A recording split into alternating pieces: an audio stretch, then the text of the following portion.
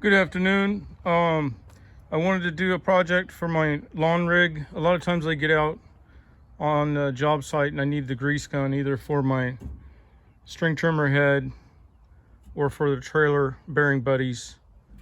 If I forgot before I left or something, then I want to have that with me so that I can do that in a pinch. So the only place I figured on it, that worked out great where that's at. But I want to leave a place that's flat in case I ever got to go pick up a refrigerator or stove. I want to slide it all the way flat to that headache rack. So the only thing I could come up with on it, or the best way, is to, hang on a sec, put it right about where she's sitting right now. And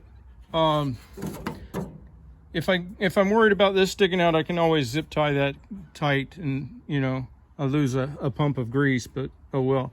And the definitive or the deciding thing is, I can still do my rake thing. See, the way the rake works is it's got a screw there, so the natural pressure of the tines pushing against the cab, and then the screw pops out. So then when I go to put this rake back in place, it just pushes forward on the tines, and then the screw goes into the hole. Okay, so that's all that holds my rake on. It's real easy to. Well, I'm using I'm not left-handed. I'm doing one-handed. So anyway, having the grease gun here doesn't interfere with the rake, and this is my gutter shovel, and it doesn't interfere with that. So the idea here is to take and weld a sleeve here to capture the grease gun. And the material that I found that was just readily available that would work is I guess this is a chain link fence post, and so that'll slide right in there, right up to that'll slide right up to the head. Now I'm going to cut it a little long and drill a hole so that I have an additional low point to put. These ones that come with the truck are hard to get to, especially with the bed liner. So if that hangs a little low and has a hole, I can hook a, that sleeve will be right here and welded up here. So if there's a hole there, I can put a strap or tie down for quick tie downs. It won't be I'm not meaning it to be very solid. All right, so let me get my grinder out here and see if I can get that cut down.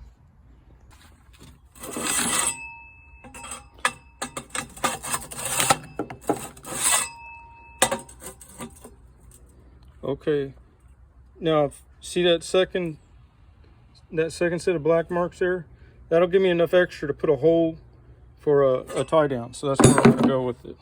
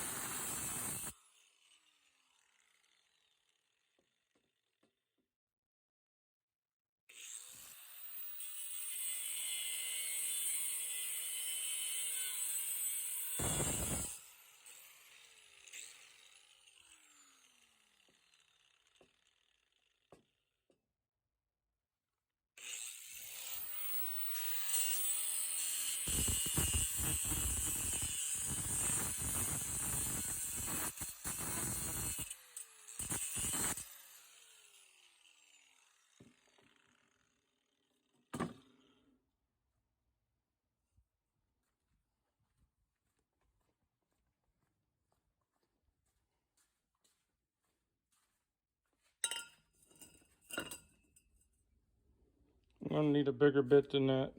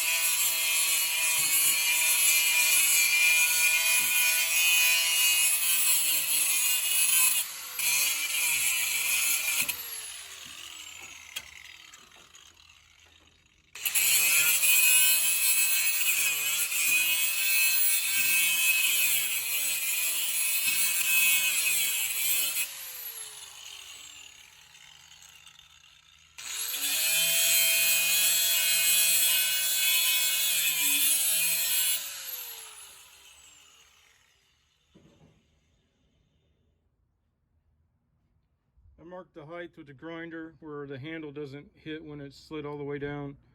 And then I put an orientation mark up and down to show me where I wanted it clocked, so that that hole I drilled is pointing out 45 degrees.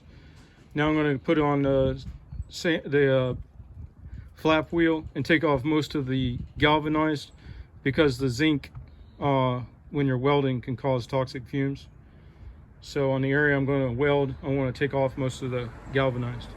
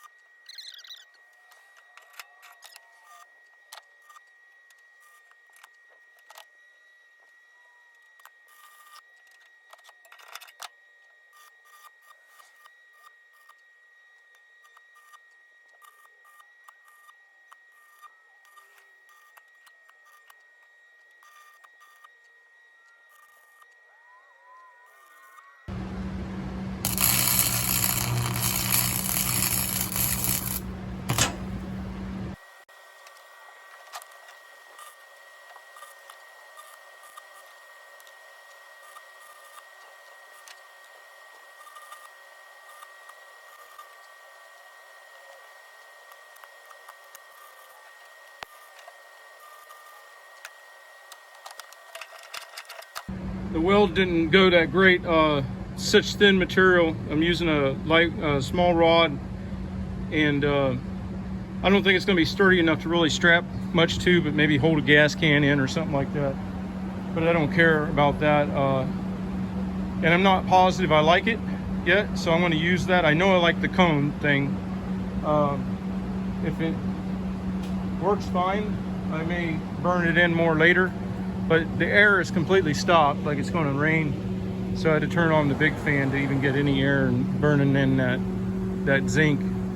I didn't want to sit here and mess with it too much. I'm going to throw a little bit of paint on there and we'll try it out.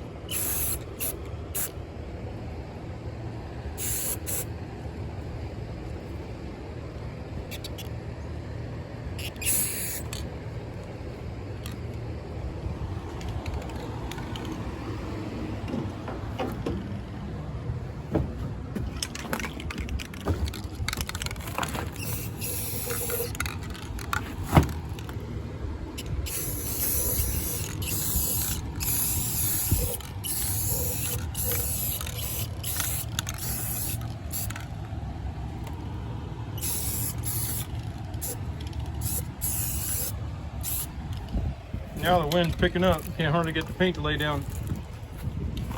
When I was welding and I needed the air to breathe, I couldn't get none.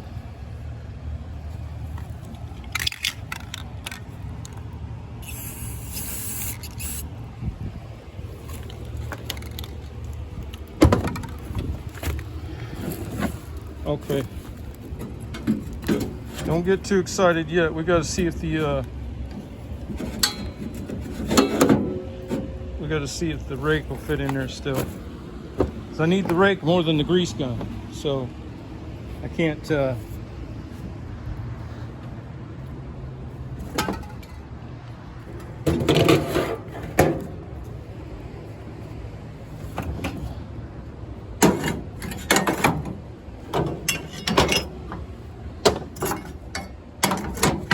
There's the shovel.